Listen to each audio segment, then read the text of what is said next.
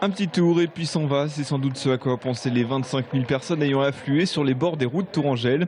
Après une arrivée au sprint au Parc des Expos, hier c'était au tour du centre-ville d'accueillir le départ de la 13e étape. L'occasion pour nos régionaux de dire un dernier au revoir à leurs proches.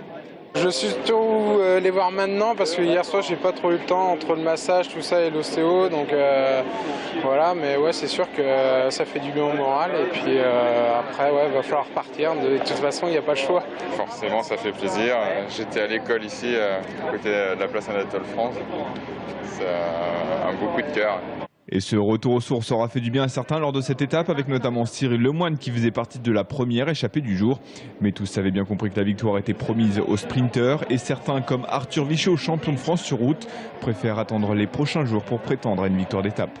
Déjà à partir de demain avec l'étape de Lyon qui est assez escarpée et on ne sait pas si les sprinteurs vont assurer derrière, donc il faudra être présent à l'avant. En attendant, les spectateurs tourangeaux auront eu tout le temps de profiter de ces 2 jours pour rencontrer leurs cyclistes préférés et certains étaient même aux aguets. On aimerait bien avoir des autographes mais ils ne s'arrêtent pas tous malheureusement. Heureusement pour les déçus, certaines anciennes gloires du cyclisme français étaient présents pour répondre aux sollicitations et notamment Richard Virenque, reconverti consultant pour Eurosport.